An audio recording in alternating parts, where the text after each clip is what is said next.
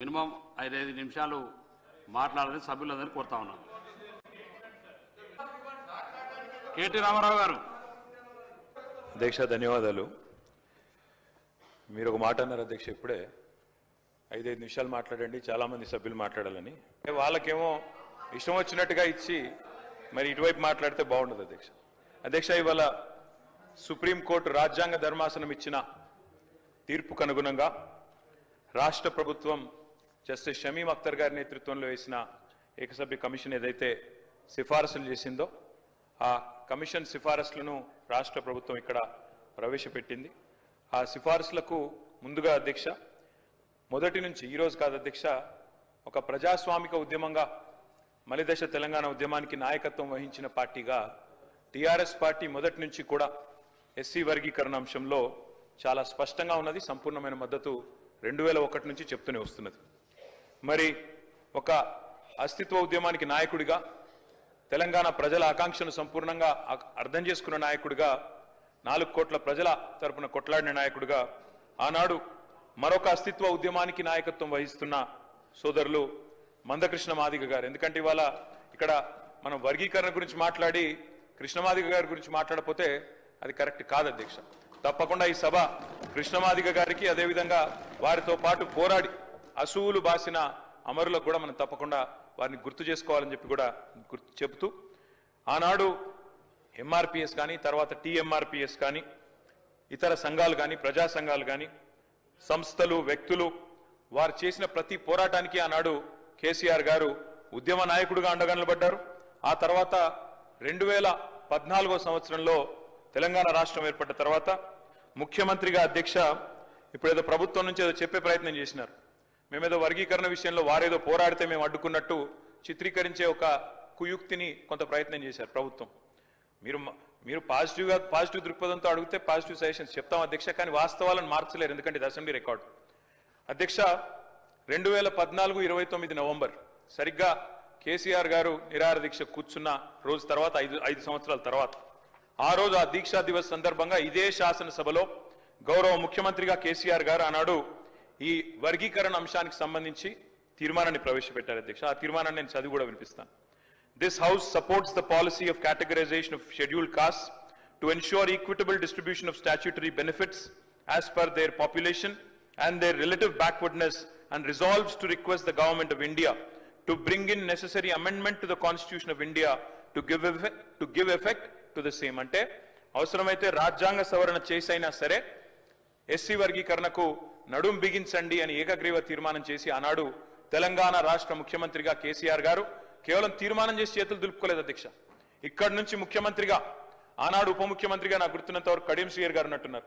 ఇద్దరు కూడా కలిసి ఆనాడు అప్పటి ప్రధానమంత్రి నరేంద్ర మోడీ గారిని కలిసి ఎస్సీ వర్గీకరణ విషయంలో ఇది మా ప్రభుత్వం చిత్తశుద్ధి అంటూ ప్రధానమంత్రికి నేరుగా ఆ తీర్మానం కాపీని కూడా తీసుకుపోయి అందించిన ఘనత మా నాయకుడు కేసీఆర్ గారు అధ్యక్ష. అధ్యక్ష, డాక్టర్ బాబాసాహెబ్ అంబేద్కర్ గారు, ఎందుకంటే మంత్రి గారు కూడా వారిని గుర్తు చేసుకున్నారు. I wanted to quote doctor Babasaheb Ambedkar. అధ్యక్ష, ఒక మాట, గొప్ప మాట బాబాసాహెబ్ చెప్పిన మాట, so long as you do not achieve social liberty, whatever freedom is provided by the law is of no avail to you. అంటే ఏంటంటే అధ్యక్ష, సామాజిక స్వేచ్ఛ అనేది నీకు లేకపోతే చట్టం ద్వారా సంక్రమించిన ఏ హక్కైనా అది వ్యర్థం, నిరర్ధకం అనే ఒక మాట ఆనాడే డాక్టర్ బాబాసాహెబ్ చెప్పారు అధ్యక్ష.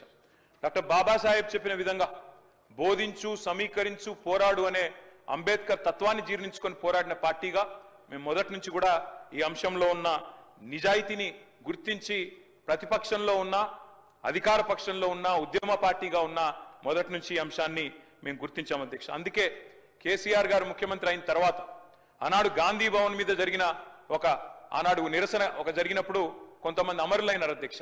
ఆ పోరాటంలో, ఎంఆర్పిఎస్ పోరాటంలో వారిని కూడా ఆనాడప్పుడు కాంగ్రెస్ ప్రభుత్వం పట్టించుకోకపోయినా వారికి కూడా ఎక్స్గ్రేషియా ఇచ్చి ఆ కుటుంబాలను కూడా ఆదుకున్నది కేసీఆర్ గారి ప్రభుత్వం అనే మాట నేను గుర్తు చేస్తా ఉన్నా అధ్యక్ష. సుప్రీంకోర్టులో 10 సంవత్సరాల పాటు ఈ కేసులో ఇంప్లీడ్ అయి గట్టిగా వాదించి, ఇందాక ముఖ్యమంత్రి గారు చెప్పినట్టు సీనియర్ మోస్ట్ కౌన్సిల్స్ ని చాలా ఖర్చుతో కూడుకున్న, ప్రయాసతో కూడుకున్న వ్యవహారమైనప్పటికీ, వ్యయంతో కూడుకున్న ప్రయత్నం అయినప్పటికీ నియమించి మరి ఈ అంశంలో గట్టిగా వాదించి సరే చివరికి తీర్పు మొన్నొచ్చిండొచ్చు, కానీ ప్రయత్నం ఎప్పటి నుంచో జరుగుతా ఉంది. ఆ ప్రయత్నం మా ప్రభుత్వ హయాంలో కూడా బలంగా చేసినామనే విషయాన్ని కూడా నేను గుర్తు చేస్తా ఉన్నా అధ్యక్ష. ఈరోజు మరి గౌరవ ముఖ్యమంత్రి గారు ఏదైతే చెప్పారో అధ్యక్ష, వారు చెప్పారు జస్టిస్ షమీమ్ అఖ్తర్ ఇచ్చిన నివేదిక మొత్తం చదివినారు. మేము కూడా ఇప్పుడే చదివినాం అధ్యక్ష. షమీమ్ అఖ్తర్ గారి నివేదికలో 2 ఇంట్రెస్టింగ్ విషయాలు చెప్పారు అధ్యక్ష.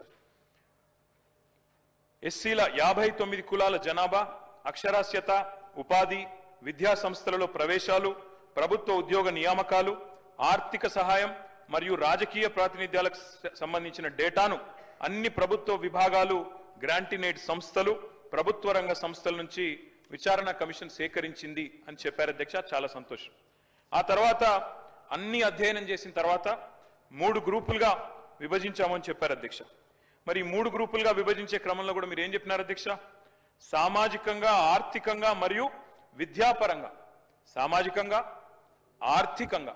అధ్యక్ష, డాక్టర్ బాబాసాహెబ్ అంబేద్కర్ని స్ఫూర్తిగా తీసుకొని భారతదేశంలో దళిత పారిశ్రామికవేత్తలు, గిరిజన పారిశ్రామికవేత్తలు కూడా రావాలని చెప్పి ఫిక్కీ తరహాలో, సిఐఏ తరహాలో డిక్కీ అనే సంస్థ వచ్చింది అధ్యక్ష, దళిత్ ఆంటర్ప్రెనర్స్ ని ఎంకరేజ్ చేయడానికి. దానికి మిలింద్ కాంబ్లే గారు అని ఒక ఆయన అధ్యక్షుడిగా ఉంటారు. ఆయన ఒక మాట అన్నారు అధ్యక్ష. మరి వారన్న మాట ఏమంటే, let's fight caste with capital. అంటే షమీమ్ అఖ్తర్ గారు చెప్పిన మాటనే ఇంకో పరంగా ఆలోచిస్తే, కేవలం విద్యలో, ఉపాధిలో మాత్రమే కాదు, ఆర్థికంగా ముందుకు పోవడానికి కూడా దళితులకు అవకాశాలు కల్పించినప్పుడే న్యాయం జరుగుతుంది అనే ఆలోచన.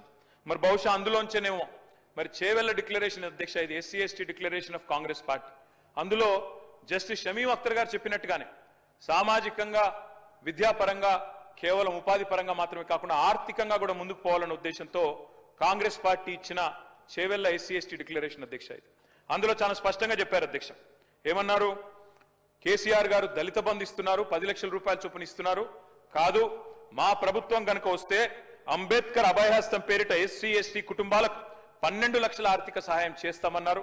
తప్పకుండా మరి ఈ కమిషన్ సిఫారసులను అమలు చేయడంతో పాటు తప్పకుండా అంబేద్కర్ అభయహస్తాన్ని కూడా రాబోయే నెలలో ప్రవేశపెట్టే బడ్జెట్ లో దానికి తగిన మొత్తంలో డబ్బులు కేటాయించాలని చెప్పి కూడా నేను ప్రభుత్వాన్ని కోరుతా ఉన్నా అధ్యక్ష. ఆర్థిక వెనుకబాటుతనం గురించి కూడా ప్రస్తావించింది షమీమ్ అఖ్తర్ గారి మరి ఏకసభ్య కమిషన్. ఇంకొక మాట కూడా నేను చెప్తా ఉన్నా అధ్యక్ష. ఆ రోజు ఇదే ఎస్సీ ఎస్టీ డిక్లరేషన్ లో చెప్పారు అధ్యక్ష, ప్రభుత్వ ప్రొక్యూర్మెంట్ లో, అంటే కాంట్రాక్ట్లలో, అన్ని కాంట్రాక్ట్లలో, సివిల్ వర్క్లలో ఎస్సీలకు 18%, ఎస్టీలకు 12% రిజర్వేషన్లు కూడా ఇస్తాము అని చెప్పి కూడా మరి చేవెళ్ల ఎస్సీ ఎస్టీ డిక్లరేషన్ లో చెప్పారు అధ్యక్ష. ఎందుకంటే let's fight caste with capital అన్నప్పుడు మరి కేవలం విద్యలో, ఉపాధిలో కాకుండా ఆర్థికంగా కూడా ముందుకు పోవాలంటే ఈ వెసులుబాటు కల్పించాలి. కాబట్టి తప్పకుండా ప్రభుత్వం ఈ 18%, 12% ఎస్సీ ఎస్టీలకు ప్రొక్యూర్మెంట్ లో, ఎందుకంటే మొన్ననే నేను చూసిన అధ్యక్ష, చాలా కాంట్రాక్టులు పిలుస్తా ఉన్నారు రాష్ట్రంలో. మరి అందులో ఈ 18%, 12% ఎప్పటి నుండి ఇస్తారు, ఎప్పటి నుండి అమలు చేస్తారు? ఆర్థికంగా ఎస్సీ ఎస్టీలు కూడా ముందుకు పోవాలంటే మీ మల్లికార్జున్ ఖార్గే గారి చేతిలో ప్రవేశపెట్టబడ్డ ఈ ఎస్సీ ఎస్టీ డిక్లరేషన్ ఎప్పటి నుంచి అమలు మొదలు పెడతారో కూడా ప్రభుత్వం చెప్పాలని చెప్పి నేను కోరుతా ఉన్నా అధ్యక్ష.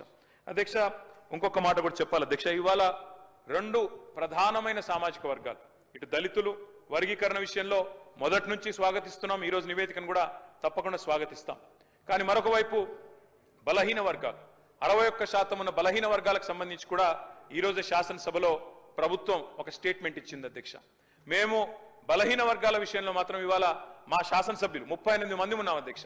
చాలా మంది ప్రిపేర్ అయినారు. బలహీన వర్గాల శాఖ మంత్రిగా పనిచేసిన కమలాకర్ గారు, మా కేపీ వివేక్ గారు, న్యాయవాది మిత్రుడు కాలేరు వెంకటేష్ గారు, మా చింతా ప్రభాకర్ గారు, చాలా మంది ప్రిపేర్ అయినారు అధ్యక్ష. అందరం మాట్లాడదాం, మా ఆవేదన చెప్దాం బలహీన వర్గాల పక్షాన. ఎందుకంటే బయట గగ్గోలు పెడతా ఉన్నారు, బయట ఇబ్బంది పడతా ఉన్నారు. సంఖ్య తగ్గింది సమగ్ర కుటుంబ సర్వేతో అనే ధోరణిలో ఇవాళ బయట బీసీ సంఘాలు, కాంగ్రెస్ ఎమ్మెల్సీలతో సహా వారు కూడా ఆందోళన వ్యక్తం చేస్తా ఉన్నారు. మరి ఎస్సీ వర్గీకరణ విషయంలో స్పష్టంగా 100% ప్రభుత్వ నిర్ణయాన్ని స్వాగతిస్తూనే బీసీల విషయంలో ఏదైతే ఇవాళ కాంగ్రెస్ పార్టీ దగా చేసిందో, 42% రిజర్వేషన్లు ఇస్తామని చెప్పి బీసీల గొంతు కోసిందో, 51% నుంచి 5% జనాభా తగ్గించి చూపెట్టిందో, దాన్ని తీవ్రంగా నిరసిస్తూ మా పార్టీ తరపున ఎస్సీ వర్గీకరణను స్వాగతిస్తూ బీసీల విషయంలో కాంగ్రెస్ పార్టీ చేసిన మోసాన్ని, కాంగ్రెస్ పార్టీ చేసిన దగాను నిరసిస్తూ మేమందరం కూడా వాకౌట్ చేస్తా ఉన్నాం అధ్యక్ష.